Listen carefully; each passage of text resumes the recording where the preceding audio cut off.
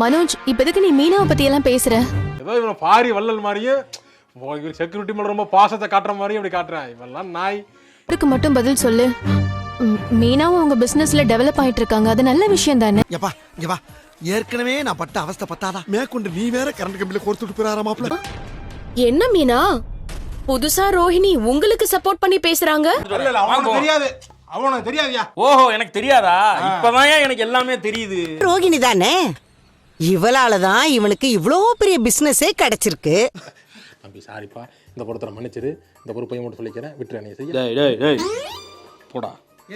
ஆமா ஆமா, ரோஹிணி இல்லனா இந்த பிசினஸே மனோஜ்க்கு கிடைச்சிருக்காது. என்ன சிரிக்கிறீங்க?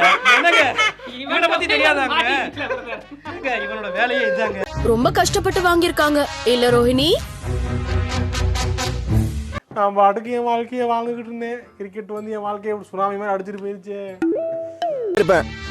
நம்ம கூட உண்மையா ஒரு ஆள் இருந்தாலே போதும், நம்ம ஜெயிச்சிடலாம். வேற பால் வாங்கணும் மூக்குல மாட்டுறதுக்கு, அது மட்டும் வாங்கிட்டு வரேன். ஜோக்கர் ஏமாத்துக்காரி போய் சொல்றவ. அப்புறம் என்ன? ஃப்ராட். நானும் பாத்துட்டு இருக்கேன். வந்தல இருந்து ஒரு வாரமா அவனை பிடிச்சி இழுத்து வச்சு ஒம்பளுத்துக்கு இருக்க. தம்பி தான் என்ன சொல்லிருக்க? இல்ல ஆண்டி அப்படிதானே சொல்வாங்க.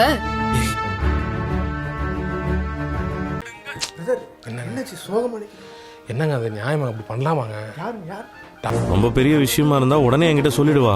ஆனா இப்ப ஏன் இப்படி இருக்கான்னு எனக்கு ஒண்ணுமே புரியல. ரொம்ப சாதாரணமா நார்மலைஸா சொல்லிட்டு போறாங்க. என்ன இது என்னன்னு கேட்கணும், மண்டை வெடிச்சிருமே. என்னன்னு ஊருக்கு போயிட்டு வந்த பிறகு இப்படி இருக்காங்கன்னா கண்டிப்பா அங்கதான்டா ஏதாவது நடந்திருக்கும். சண்டாளா நினைச்ச மாதிரியே சரிங்க திருப்பி விட்டானே, நான் என்ன பண்ணுவேன்? இங்க மாட்டினா சீவலு, இங்க மாட்டினா செதறலு. இப்பதான் எனக்கு ஒரு உண்மை தெரிஞ்சது. மீனா கொஞ்ச நாளா டல்லா இருக்கலப்பா. இதுன்னா என்ன வேணா பிரச்சனையா இருக்கும்? நீ மெக்கானிக்கா நான் மெக்கானிக்கா? நான் தான் மெக்கானிக். அப்ப நீ சொல்லு. அப்ப நான் சொல்றது நம்பணும் நீங்க. அதுக்கான காரணம் என்னன்னு தெரிஞ்சிருச்சு. முடிஞ்சு போச்சு. குழப்பம் முடிவு பண்ணிட்டீங்க. அதான் கிடையாது தம்பி. அது எல்லாத்துக்கும் பதில் எங்க இருக்கு தெரியுமாப்பா? நம்ம பாட்டியோட ஊர் தான்.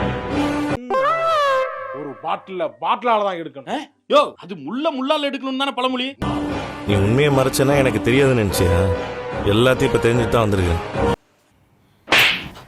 பெரிய மங்காத்த அஜித் குமார் அப்படியே ட்விஸ்ட் வைக்கிறாரு.